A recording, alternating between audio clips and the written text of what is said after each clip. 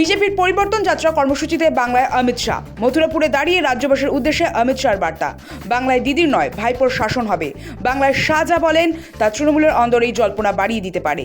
यहाँ पर भाईपो का शासन होगा, ममता दीदी का शासन नहीं होगा। মুর্শিদাবাদে বাবরি মসজিদ তৈরি নিয়ে মুখ খুললেন অমিত শাহ। চাচা ছোলা ভাষায় আক্রমণ শানিয়ে শাহ বললেন, পরিকল্পনা করে রাজ্যে মসজিদ বানানোর ছক করছেন মমতাই, তিনি শুধু হুমায়ুনকে ব্যবহার করছেন। हुमायूं कबीर को योजना पूर्वक बाहर भेजकर बाबरी मस्जिद बनाने का षड्यंत्र ममता बनर्जी ने किया है। বিজেপি ক্ষমতায় এলেই ৪৫ দিনের মধ্যে সপ্তম পে কমিশন কার্যকর হবে। বাংলাদেশে বড় দাবি অমিত শাহ। রাজ্য বিধানসভা ভোটের আগে শাহের এই ঘোষণা নিতান্তই শাহী। सभी लोग भाजपा सरकार बना दो, 45 दिन में ही हम 7वां वेतन आयोग की तनख्वाह देने का काम करें। বিজেপির পরিবর্তন যাত্রা নিয়ে পাল্টা কটাক্ষ অভিষেক বন্দ্যোপাধ্যায়ের। জমিদার বাবুরা থেকে রথযাত্রা শুরু করেছে। বিজেপির এই কর্মসূচিকে চোর চিটিংবাজদের রথযাত্রা বলেও কটাক্ষ অভিষেকের। কাল থেকে রথযাত্রা শুরু করেছে জমিদার বাবু। আমরা রথযাত্রা আষাঢ় মাসে হয়, শ্রাবণ মাসে হয় শুনেছি, জুলাইতে হয়, অগস্টে হয়, ভাই ফেব্রুয়ারি মার্চে রথ হয় আমি প্রথম দেখলাম। আমরা দেবদেবীদের রথের কথা শুনেছি, 2 নম্বর চিটিংবাজদের রথের কথা শুনিনি, এই প্রথম শুনলাম।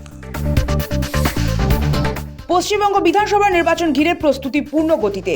এসআইআর এর চূড়ান্ত তালিকা প্রকাশের পরই সোমবার রাজ্যে নির্বাচন নিয়ে প্রস্তুতি বৈঠকে বসল নির্বাচন কমিশন। ওয়েবকাস্টিং থেকে প্রতি বুথে বিদ্যুৎ, একাধিক গুরুত্বপূর্ণ বিষয় নির্দেশ বৈঠকে।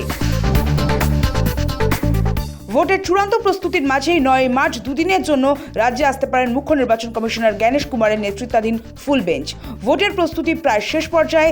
এই পরিস্থিতিতে কমিশনের পূর্ণাঙ্গ দল রাজ্যে আসা মানে পরের 2 থেকে 3 দিনের মধ্যেই নির্বাচনের নির্ঘণ্ট ঘোষণার সম্ভাবনা।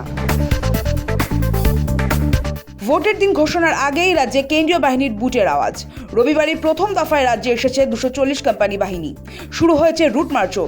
এবার ভোট ঘোষণার আগে রাজ্যে আসছে আরও 240 কোম্পানি কেন্দ্রীয় বাহিনী। 10ই মার্চের মধ্যেই সেই বাহিনী রাজ্যে ঢুকবে। আরব দুনিয়ার সংঘাতের উত্তাপ। কলকাতা থেকে 20টি বিমান বাতিল, অন্যান্য শহরেও পরিষেবা স্লথ। টানা তৃতীয় দিনে সামরিক উত্তেজনা বাড়তেই যাত্রী দুর্ভোগ কয়েক গুণ বেড়েছে। সেই প্রভাব স্পষ্ট কলকাতা বিমানবন্দরেও। সোমবার দমদম থেকে পশ্চিম এশিয়াগামী মোট 20টি উড়ান বাতিল। যুদ্ধবিধ্বস্ত আরব দুনিয়ায় আজকে লক্ষ লক্ষ ভারতীয়। মধ্যপ্রাচ্যের এই সংঘাত পর্বে সতর্ক নয়াদিল্লি। সফর থামিয়ে জরুরি বৈঠকে বসেন নরেন্দ্র মোদী। ইরান আমেরিকা ইসরায়েলের সংঘাতের মাঝে ইসরায়েলের প্রধানমন্ত্রীকে নেতানিয়াহুকে ফোনে যুদ্ধবিরতির ঘোষণার আর্জি ভারতের প্রধানমন্ত্রী। ইরান যুদ্ধে হিংসা ছড়াতে পারে ভারতেও। সক্রিয় হচ্ছে আল কায়দা আইএস। সতর্ক করল কেন্দ্রীয় স্বরাষ্ট্র মন্ত্রক। কেউ ইরানের সমর্থনে উস্কানিমূলক মন্তব্য করলে চিহ্নিত করুন।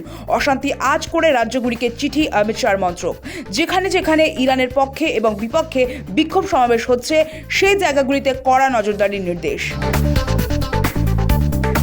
কূটনৈতিক সংঘাত পেরিয়ে কানাডার সঙ্গে বন্ধুত্বের পথ চলা শুরু ভারতের। ভারতকে ইউরেনিয়াম দেবে কানাডা। কারণে মোদির সাক্ষাতে ঐতিহাসিক মৌ স্বাক্ষর। আগামী 2030 সালের মধ্যে 2 দেশের বাণিজ্যের লক্ষ্যমাত্রা রাখা হয়েছে $50 বিলিয়ন।